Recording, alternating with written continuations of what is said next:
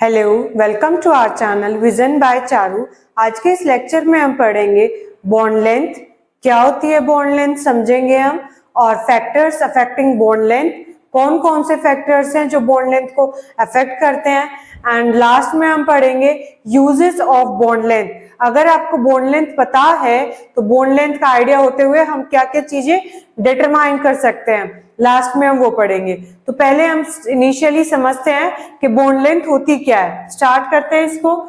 जैसे कोई कार्बन है और ये दूसरा कार्बन है, दोनों आपस में किसी बॉन्ड से जुड़े हैं। मान लो कि ऐसे एटम दिखा दिया, तो ये कहा गया कि एक एटम के सेंटर से लेकर दूसरे एटम के सेंटर तक का जो डिस्टेंस होगा वो बॉन्ड लेंथ कहलाएगी।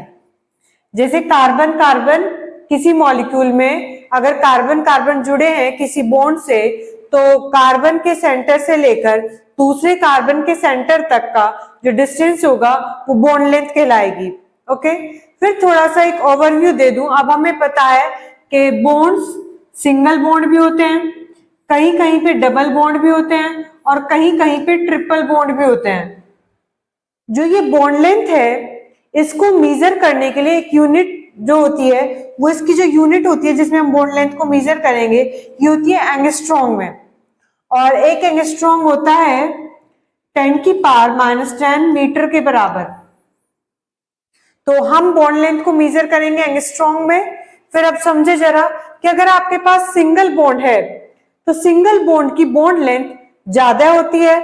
अगर आपके पास डबल बॉन्ड आ गया है तो डबल बॉन्ड की बॉन्ड लेंथ थोड़ी कम हो जाएगी, और जो ट्रिपल बॉन्ड है इनकी बॉन्ड लेंथ सबसे कम होगी। तो अगर मैं बॉन्ड लेंथ को इनके इंक्रीजिंग ऑर्डर में लगाऊं तो कैसे होगा? जो सिंगल वाला है इसकी बॉन्ड लेंथ सबसे ज्यादा है, जो डबल वाला है उसकी थोड़ी कम, और जो ट्रिपल वाला है उसकी सबसे कम। तो ये बॉन्ड लेंथ का इंक्रीजिंग ऑर्डर हो गया, सबसे कम, उससे ज्यादा और सबसे ज्यादा। तो सिंगल बॉन्ड वाले की जो बॉन्ड लेंथ होगी वो सबसे ज्यादा होगी, तो हम कह सकते हैं मैक्सिमम बॉन्ड लेंथ। पर बॉन्ड लेंथ के साथ साथ एक और बात, अगर हम इनकी बॉन्ड स्ट्रेंथ के बारे में बात करें, बॉन्ड लेंथ ज्यादा है तो ये शो करता है कि इसकी जो बॉन्ड स्ट्रेंथ होगी वो कम हो जाएगी। तो जो सिंगल बॉन्ड वाले होते हैं less bond strength,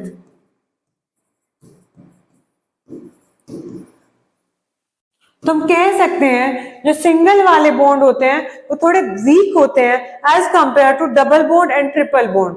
double bond और ट्रिपल बॉन्ड वालों में बॉन्ड लेंथ कम रहती है, बॉन्ड स्ट्रेंथ ज्यादा होती है, वो स्ट्रॉन्ग होते हैं। बट सिंगल वाले की बॉन्ड लेंथ ज्यादा होती है और वो इतने स्ट्रॉन्ग नहीं होते। अभी ये मैं आपको आगे भी समझाऊंगी कि ऐसा क्यों हो रहा है, क्योंकि जो सिंगल वाला है इसमें ओवरलैपिंग कम हो रही है, और ट्रिपल बॉन्ड और डबल बॉन्ड वालों में ओवरलैपिंग बढ़ जाती है। जब ओवरलैपिंग का एरिया बढ़ गया तो उनकी स्ट्रेंथ बढ़ जाएगी और जो बॉन्ड लेंथ है वो कम हो जाएगी। ठीक है, तो अब हम आगे डेफिनेशन देख लेते हैं बॉन्ड लेंथ की। आप डेफिनेशन क्या दोगे?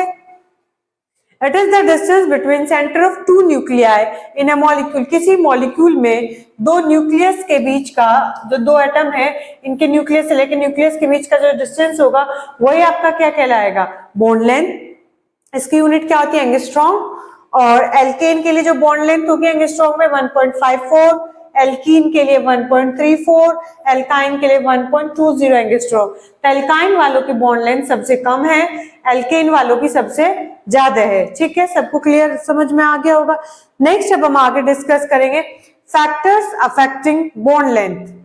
अब हम डिस्कस करेंगे ये फैक्टर्स वन बाय वन। तो सबसे पहला फैक्टर्स है इलेक्ट्रोनेगेटिविटी। चले अब इलेक्ट्रोनेगेटिविटी को समझने से पहले हम ऐसे ही जस्ट ओवरव्यू लेते हैं कि कैसे इसको समझना होगा। अगर किसी एटम की इलेक्ट्रोनेगेटिविटी ज्यादा है, जैसे मैं कंपेयर करूं फ्लोरीन, क्लोरीन, ब्रोमीन, आयोडीन, तो इसमें फ्लोरीन की जो है सबसे ज्यादा इलेक्ट्रोनेगेटिविटी है, मैक्सिमम इलेक्ट्रोनेगेटिविटी। तो इलेक्ट्रोनेगेटिविटी ज्यादा होने का क्या मतलब है? कि वो इलेक्ट्रॉन को अपने पास खींच के रखेगा, और इलेक्ट्रॉन को पास खींच के रखने की क्या मतलब है? कि जो बॉन्ड लेंथ है वो थोड़ी शॉर्ट हो जाएगी।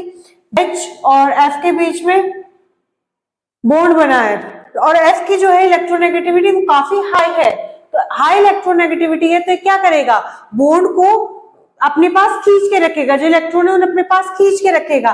तो ये क्या होगी, बॉन्ड लेंथ कम हो जाएगी, लेस बॉन्ड लेंथ, क्योंकि इलेक्ट्रॉन खींच कर रहेंगे। और जब बॉन्ड लेंथ कम है तो इसका मतलब क्या है, बॉन्ड आपके पास स्ट्रॉन्ग बनकर आएगा।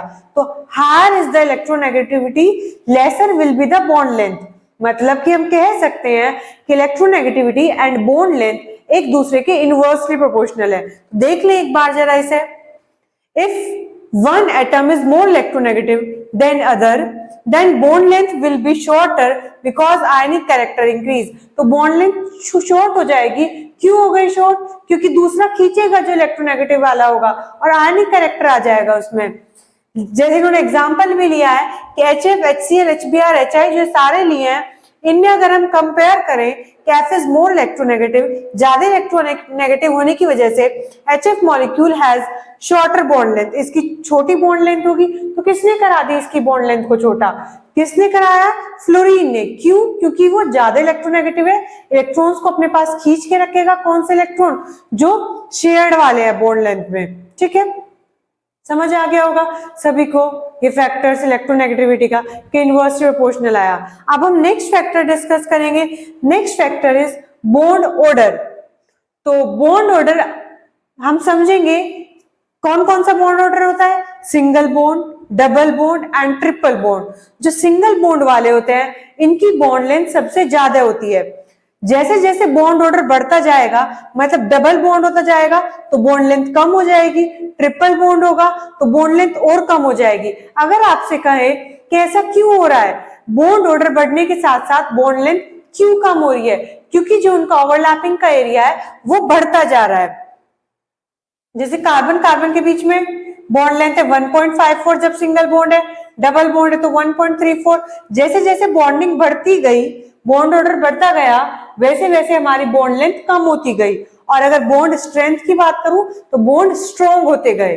ठीक है, एज बॉन्ड ऑर्डर इंक्रीज, तो हम कह सकते हैं कि बॉन्ड ऑर्डर भी इनवर्सली प्रोपोर्शनल है बॉन्ड लेंथ के। As bond order increase, maximum overlapping of atomic orbitals, जैसे जैसे बॉन्ड ऑर्डर बढ़ेगा, इस वाले केस में ज्यादा ओवरलैपिंग होगी।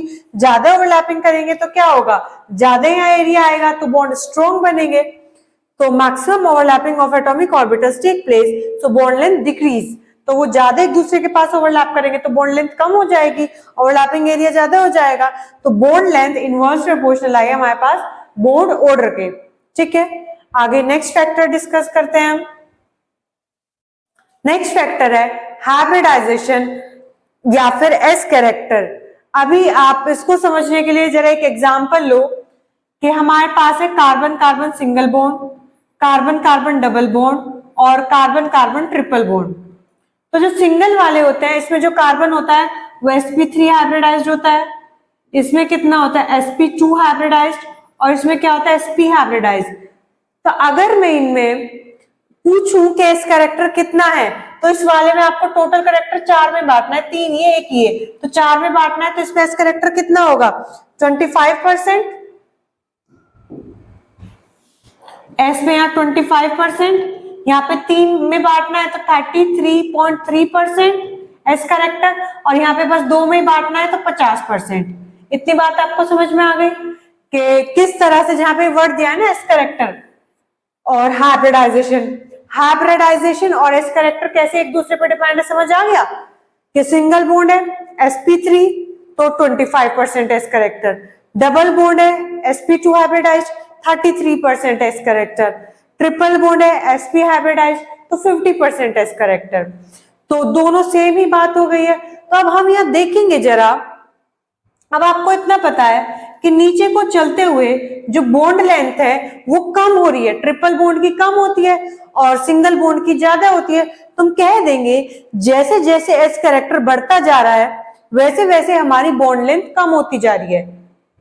यही तो हो रहा है, एस कैरेक्टर इसमें सबसे ज्यादा है, 50% है, तो एस कैरेक्टर सबसे ज्यादा है, तो इसकी जो बॉन्ड लेंथ है ट्रिपल बॉन्ड वाले की वो इन सब में सबसे कम है। तो यहाँ पे भी क्या कंक्लूजन आया हमारे पास कि जो बॉन्ड लेंथ होगी वो एस कैरेक्टर के इनवर्सली प्रोपोर्शनल होगी। ठीक है, देख लेते हैं। Bond length is also affected by hybridization on two atoms in which bonds is formed. ये डिपेंड करती है कि किन किन एटम्स के बीच में हाइब्रिडाइजेशन हुई है, उस पर भी डिपेंड करती है. As S character decreases, जैसे जैसे S कैरेक्टर कम होता जाएगा, बॉन्ड लेंथ इंक्रीजेज. यहाँ पे S कैरेक्टर कम है तो बॉन्ड लेंथ ज्यादा है, ठीक है, इनवर्स प्रोपोर्शनल है. तो हमने यहाँ पे दिखा दिया कि बॉन्ड लेंथ S कैरेक्टर के इनवर्सली प्रोपोर्शनल है, ठीक है. अब एक लास्ट फैक्टर और डिस्कस करते हैं, दैट इज रेजोनेंस.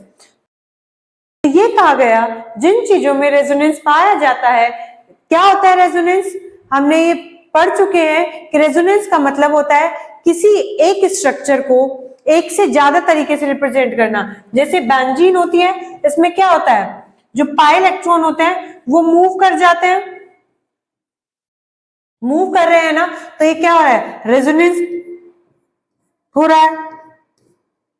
तो रेजोनेंस हो गया. तो कहीं पे अगर रेजोनेंस हो रहा है इस तरह से, अगर पाई इलेक्ट्रॉन घूम रहे हैं, तो जहां पर रेजोनेंस पॉसिबल होगा वहां पे हम कह देंगे कि जो बॉन्ड लेंथ है वो थोड़ी शॉर्ट हो जाती है एज कंपेयर टू जहां पर रेजोनेंस ना होता, ठीक है.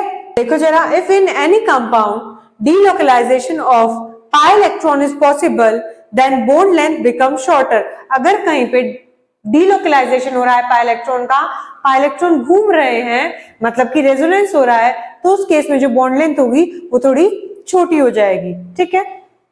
यहाँ पे भी दिखा दिया है कि यहाँ पे ये रेजोनेंस करके दिखाया, और जो यहाँ बॉन्ड लेंथ है वो लगभग इतनी होगी. क्लियर हो गया होगा, ये हमने डिस्कस कर लिया factors affecting bond length.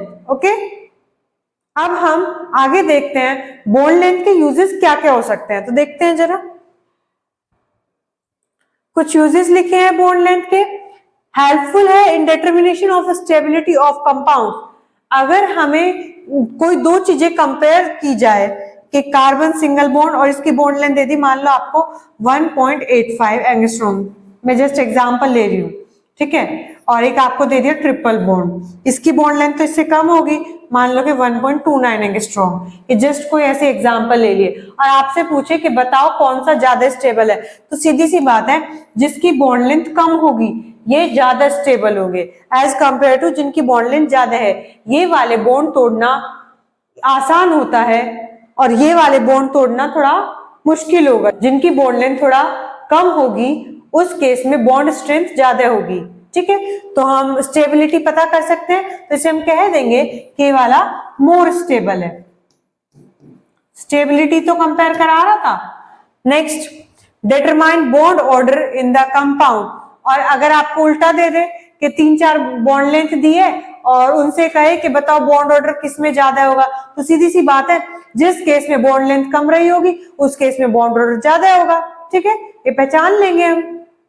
Next is the predict structure of compound. तो हम इसकी हेल्प से स्ट्रक्चर को भी प्रेडिक्ट कर सकते हैं, जैसे भी बताया था कि कहीं रेजोनेंस हो रहा है तो बॉन्ड लेंथ कम हो जाती है, ठीक है. होप सो सभी को समझ में आ गया होगा बॉन्ड लेंथ क्या है, इसके फैक्टर्स हमने डिस्कस करे एंड लास्ट में हमने इसके यूजेस डिस्कस करे, ठीक है. Okay, thank you for watching.